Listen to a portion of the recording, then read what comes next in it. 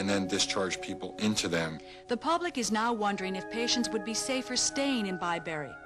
But during the previous months, a Byberry patient committed suicide, and another froze to death on the grounds of the hospital. We began to understand much more clearly the need for a type of housing that indeed was 100% accountable for people. So the concept of a long-term structured residence or a secure, locked, community-based residence, we began to see the state shift towards, accepting that concept and approving it. And I think, as tragic as the deaths were, their outcome was extremely positive for the whole process. Byberry sits in limbo, neither open nor closed. The 200 remaining patients are neglected. The skeleton staff are so overworked that actual therapy has ceased to exist. In October 1989, Estelle Richmond becomes Philadelphia's Director of Mental Health, and Karen Snyder becomes State Deputy Secretary for Mental Health. They are both sympathetic to the Coalition's plan. Estelle and I worked 12, 15 hours a day, no question. We often talked about being joined at the hip because we had constant communication. I think what made it special is we both had exactly the same vision. We knew that whatever it took to make this happen, we were going to commit to make it happen. Late in October, the Coalition meets with Governor Casey to urge him to proceed with the closing. I made a very compelling argument for why the governor, in changing his mind, would lose all credibility. And I tried to say to him that it was a courageous thing that he was doing, and he should continue to be courageous. But by the time it got to me, I was like, you've got to do this and you've got to give us the money, and the tears were running down my face, at which point the governor came around his desk and put his arm around me and he said, we're going to do it, Loretta, and we're going to do it right. With the Coalition, Karen Snyder, and Estelle Richmond working closely together, the tide begins to turn. What I recall best is concluding they must be right. They have a perspective that is probably the real perspective, and we haven't been listening.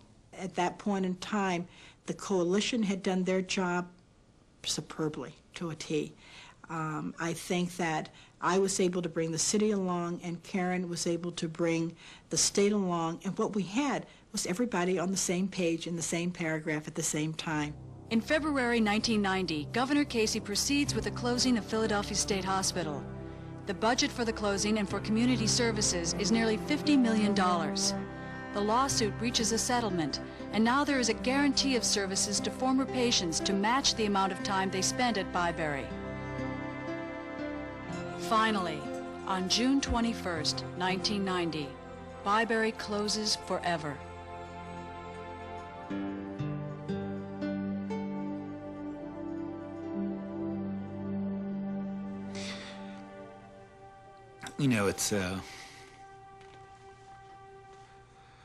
It's not just the closing of a hospital. It's not just a building being shut down, but the idea that people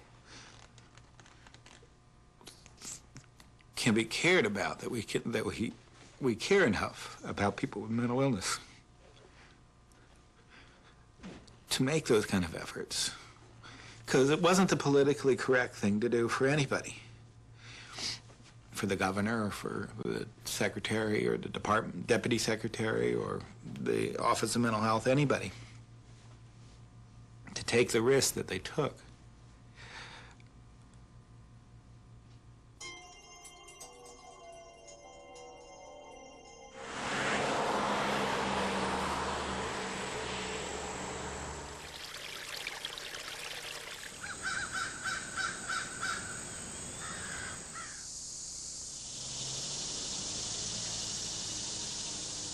This is Seasons, the first long-term structured residence, or LTSR, in the world.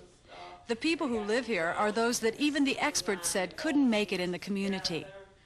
It's a really beautiful place to be in. They have grounds, and and it's a fun place to be at instead of being in a hospital in an institution locked in. Yeah, the setting helps because you can concentrate on your problems and get yourself together instead of concentrating on all the things that, you know, bug you in different places, you know.